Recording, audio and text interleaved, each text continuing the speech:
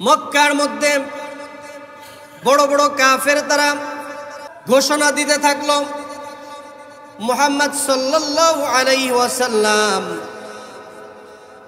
তাকে হত্যা যে করতে পারবে তাকে 100 উট পুরস্কার দেওয়া হবে, 100 উট পুরস্কার দেওয়া হবে। মক্কায় লাল উট, এই উটের ব্যাপারে প্রত্যেকটি মানুষের একটা লোভ ছিল।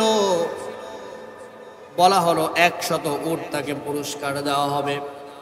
গোটা মক্কার মধ্যে এমন কোন একজন ব্যক্তি ছিল না যেই ব্যক্তির এই সাহস হয় নবীজি সাল্লাল্লাহু আলাইহি ওয়াসাল্লামকে হত্যার জন্য সে অগ্রসর হবে। যখন এই ঘোষণা ওমর ইবনুল খাত্তাব রাদিয়াল্লাহু তাআলা আনহু তার কাছে আসলো, সাথে সাথেই তিনি রাজি হয়ে গেলেন।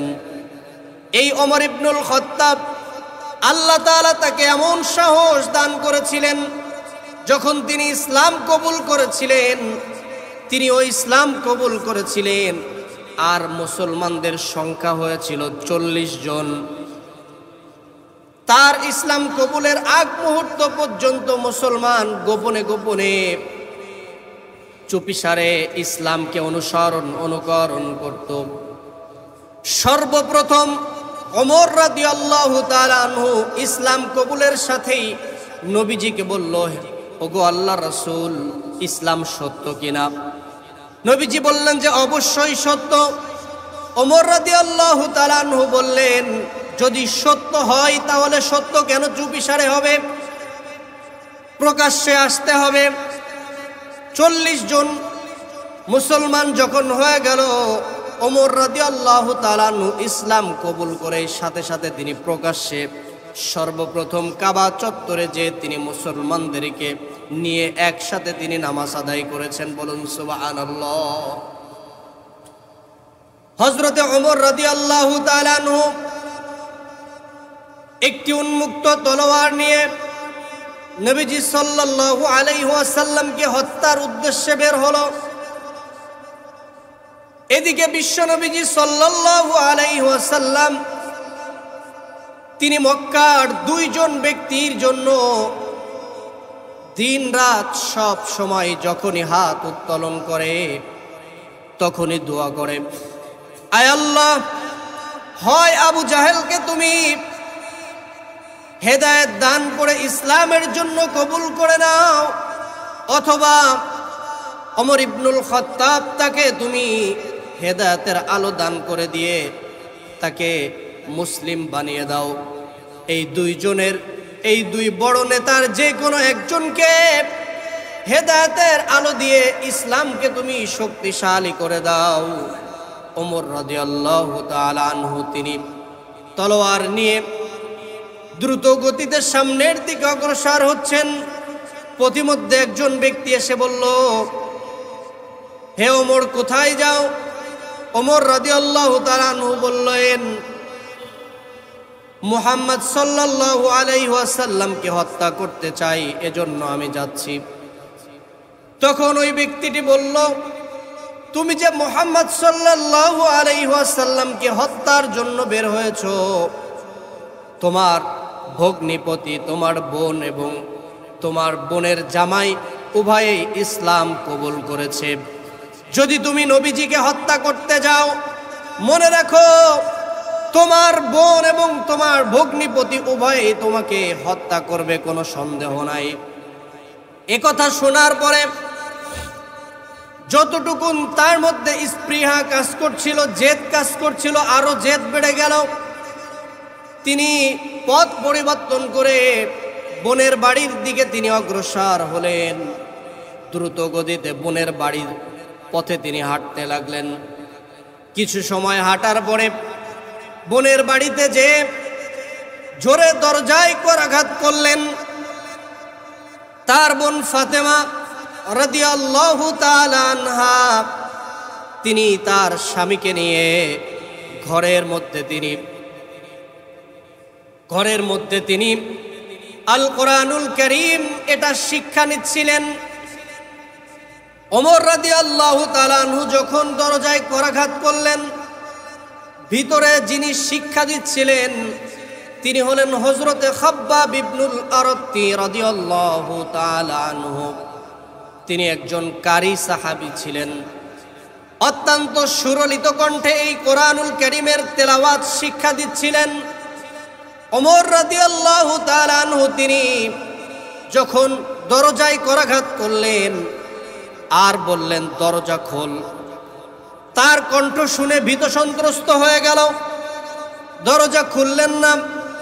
হযরতে খাব্বাব ইবনুল আরাত্তি রাদিয়াল্লাহু তাআলা আনহু তিনি একটা জায়গাতে আত্মগোপনে গেলেন। আল বাইতুস সগীর আল্লাযী ইয়াকুনু ফি বাইতিল কাবীর।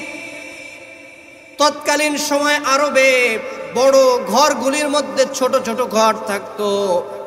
মানুষ যখন শত্রু দ্বারা আক্রান্ত হতো তখন ওই ছোট ঘরগুলির মধ্যে তারা আশ্রয় গ্রহণ করত। ওমর রাদিয়াল্লাহু তাআলা আনহুর কণ্ঠের আওয়াজ শুনে হযরতে খাব্বাব ইবনুল আরাত্তি রাদিয়াল্লাহু তাআলা আনহু তিনি ওই ছোট ঘরের মধ্যে আত্মগোপন করলেন।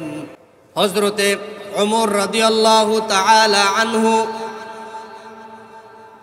তিনি দরজা যখন খুললেন, দরজা খোলার সাথে সাথে দ্রুত গতিতে ভিতরে ঢুকেই বোনকে এবং জামাইকে প্রচণ্ডভাবে আঘাত করতে থাকলেন, প্রচণ্ডভাবে মারতে থাকলেন। ওমর রাদিয়াল্লাহু তাআলা আনহু বললেন তোদেরকে মেরে ফেলবো।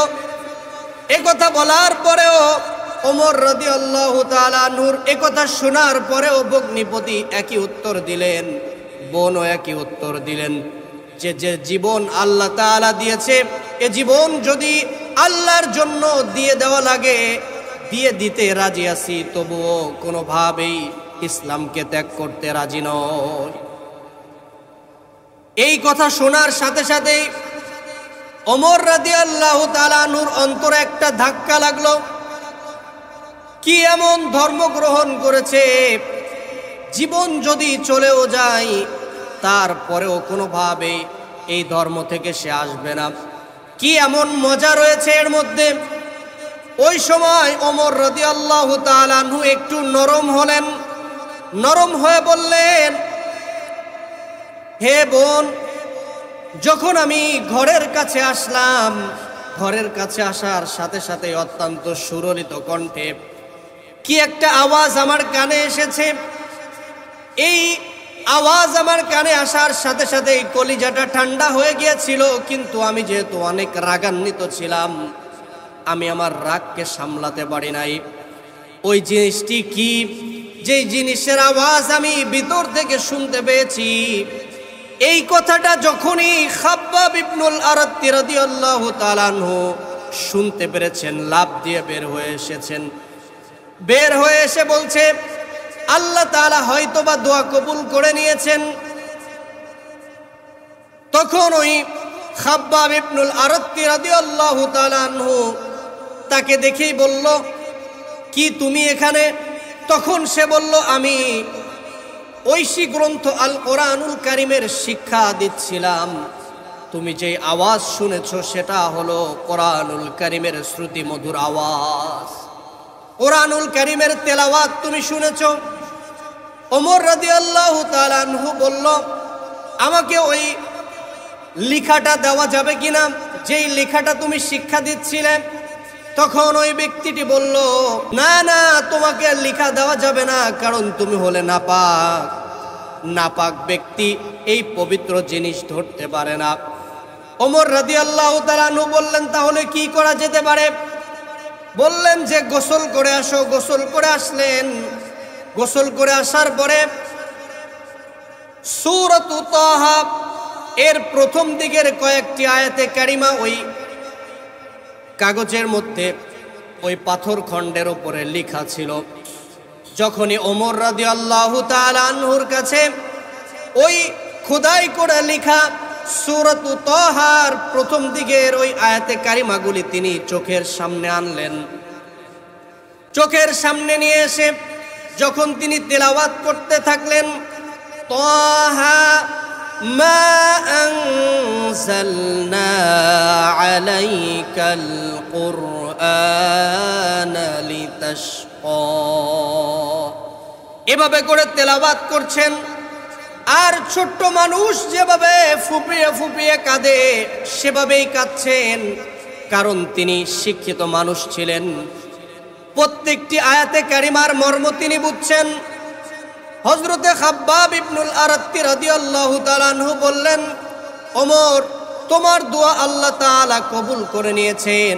নবীজি সাল্লাল্লাহু আলাইহি ওয়াসাল্লাম কয়দিন যাবত দোয়া করছে, আয় আল্লাহ, হয়তো ওমর ইবনুল খাত্তাবকে তুমি ঈমানের নূর দান করো, নতুবা আবু জাহেল তাকে তুমি ঈমানের নূর দান করো। আল্লাহ তাআলা তোমার দোয়াটাকে কবুল করেছেন। ওমর রাদিয়াল্লাহু তাআলা কাঁদতে থাকলেন আর বললেন, আমাকে দেরি করার দরকার নাই, নবীজির দরবারে নিয়ে যাও। নবীজি সাল্লাল্লাহু আলাইহি ওয়াসাল্লামের দরবারে নিয়ে যাওয়া হলো। নিয়ে যাওয়ার সাথে সাথেই নবীজি সাল্লাল্লাহু আলাইহি ওয়াসাল্লাম ওমর রাদিয়াল্লাহু তাআলা আনহুকে দেখে তার বুকের উপরে একটা চট দিলেন আর বললেন, ওমর, কি জন্য এসেছো? ওমর রাদিয়াল্লাহু তাআলা আনহু জোরে কেঁদে দিয়ে বললেন, ওগো আল্লাহর রাসূল, বাসা থেকে তো বের হয়েছিলাম উন্মুক্ত তলোয়ার নিয়ে আপনাকে হত্যার উদ্দেশ্যে, কিন্তু পথিমধ্যে এসে যখন আমি আপনার উপরে নাজিলকৃত কিতাব, আসমানি কিতাবের এই তেলাওয়াত শুনেছি, সাথে সাথেই আমার অন্তরটা কেঁদে দিয়েছে। আমি সিদ্ধান্ত নিয়েছি ইসলাম গ্রহণ করব। এজন্য আমাকে দেরি নয়, এখনই পড়িয়ে দিন কালেমা লা ইলাহা ইল্লাল্লাহু মুহাম্মাদুর রাসূলুল্লাহ। তাহলে যেই মানুষটি এক মুহূর্ত আগে চিরস্থায়ী জাহান্নামে মানুষ ছিল, কোরআনের তেলাওয়াত শোনার কারণে এই মানুষটি এক মুহূর্তের মধ্যে পৃথিবীর সর্বশ্রেষ্ঠ মানুষে রূপান্তরিত হয়ে গিয়েছে। এজন্য কোরআনুল কারীমের এই আলো আমাদের নিতে হবে। আল্লাহ তাআলা আমাদের সকলকেই বেশি বেশি করে কোরআনুল কারীমের এই আলোয় নিজেদেরকে আলোকিত করার তৌফিক দান করুন। আমিন। ওয়া আখির দাওয়ানা আলহামদুলিল্লাহি রাব্বিল আলামিন।